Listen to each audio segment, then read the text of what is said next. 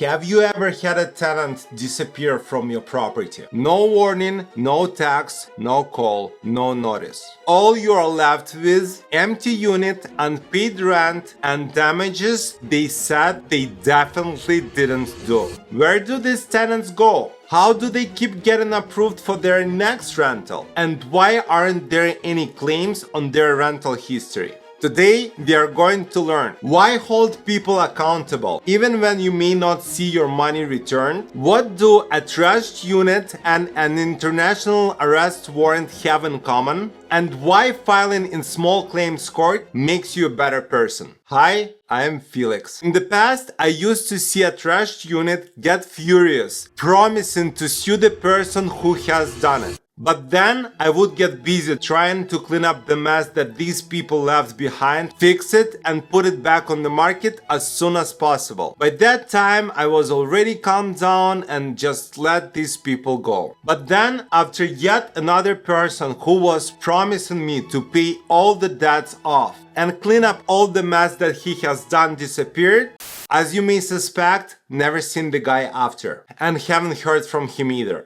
And now I am dying to see him in court to check up on progress. Let's get first question out of the way. Why do you want to file a judgment against the people who owe you money? Reason number one, the cost does not disappear. It does not really matter whether it's your rental property or anything else. If some person made a damage and left, someone still have to pay for it. Mahoney.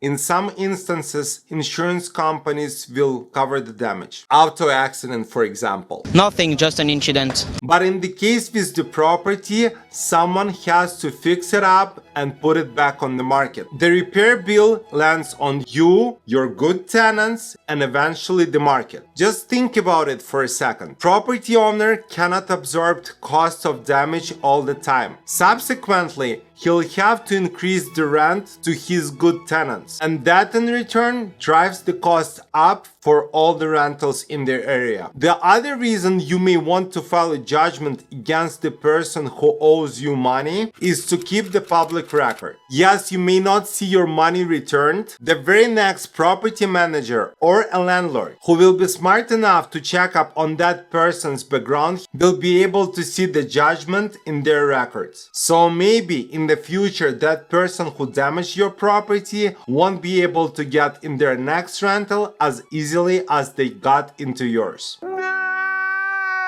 Last but not the least, you are paying it forward. By that I mean, yes, you took a hit, bad luck. Stuff happens, but don't leave it as is. It is in your power to notify others. Hey, that guy or lady We don't want to discriminate. are not as good as they claim they are. How about some historical example for you? Back in 2008, country 404 invaded Georgia. For my American friends, Georgia in this case is a country. It is not a state in the United States.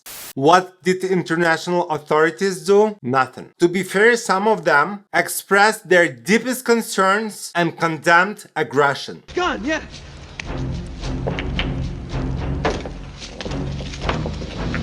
And that's about it. In response to approximately 20% of Georgia's territory being occupied by a foreign country.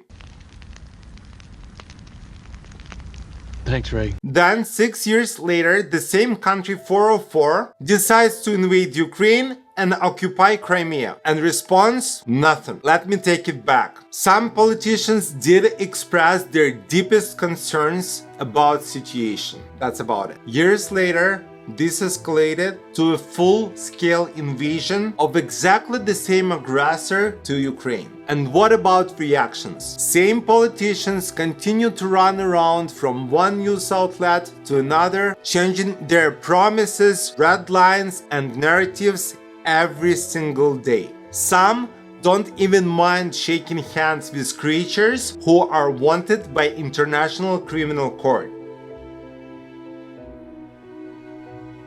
And others call that a friend. The point of this historical example, if the country 404 has been stopped back in 2008 on the border with Georgia, we wouldn't have had the disastrous war in Ukraine. There is no purgatory for war criminals.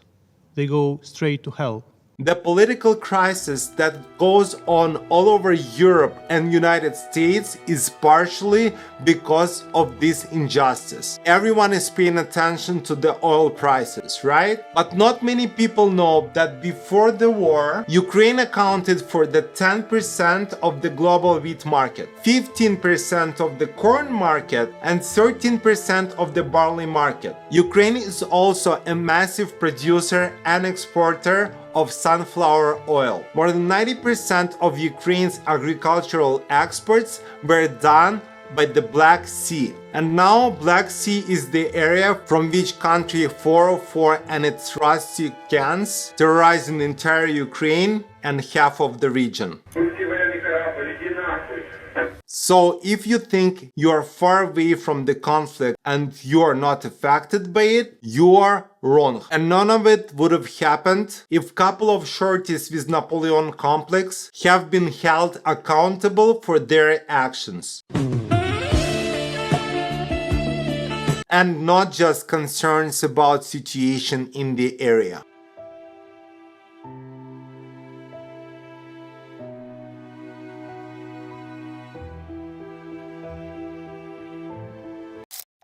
Fortunately for us, we are not politicians, we don't live in La La Land. Most of the normal people can't really issue different statements every single day. Today, I think I don't have to think about that. Now, I may have to think about it in 2 weeks or 3 weeks or something, but we don't have to think about that right now. I think the meeting went very well.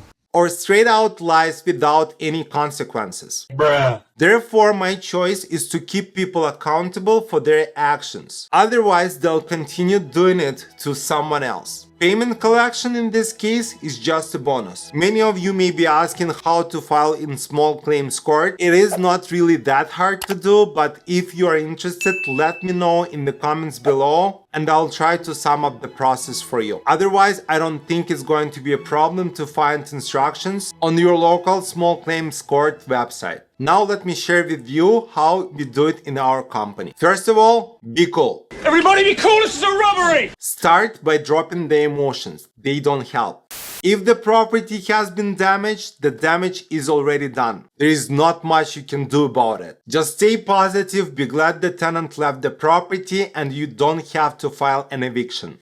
Set the plan to get unit back on the market. Keep everything in writing and document all the expenses. Meanwhile, don't forget to communicate with that tenant. You want to keep your communication short, on point, and please do not forget to put dates. Make these two things simultaneously. In Minnesota, you have to return security deposit within 3 weeks since the tenant left the property. So landlords have to be really swift in inspecting the property and assessing the damage, and then communicating with that tenant about condition of the property and security deposit. Again, keep the dates precise and amounts clear. If you execute correctly, there may be a slight chance that the other party may be responsive to you, and you will not have to escalate to the court. Yes, you may not get the full payment, but at least it shows that the other person is willing to try to solve the problem. Stay positive in the process. If you think you won't be able to collect, you'll be tempted to do nothing. First time.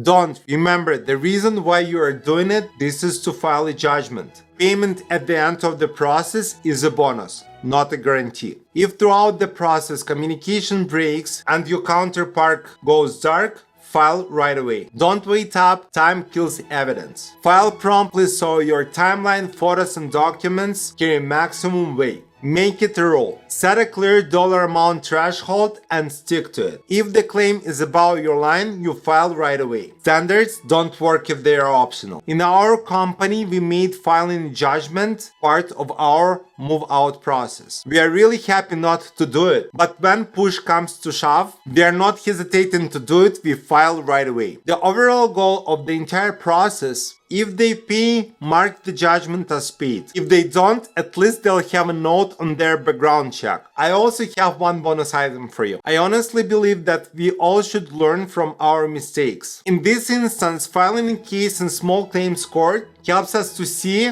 where we've made the mistake when we approved that tenant. This analysis helps us to learn on our mistakes and avoid similar bad tenants in the future. Now, let's see what all of this does. First of all, you protect good tenants. This process also protects your assets. If you have a standard process, you have predictable operations. Invisible, but the most valuable, this record notifies other landlords and property managers this applicant left a balance and a damage under their legal name for anyone screening to see. Value does not create itself. I invest time and money to make my properties better. And some people undo it. If I'm the one paying for the damage, at least I want it to be recorded under their legal name, so it would show up on the screening. So what do I find out, man? What do I find out? I hope that this video will change your mind about the topic. I would really love to hear from you on how you deal with bad tenants. And if you don't, what do you do to avoid them? Let me know in the comments below. Really, don't be shy. For now, as always, be good people, stay away from those who are not, keep bad tenants out of your properties, and if you can't file judgment against them, obviously don't keep bad tenants in your heads. Take care, and I'll see you in the next one. Pa!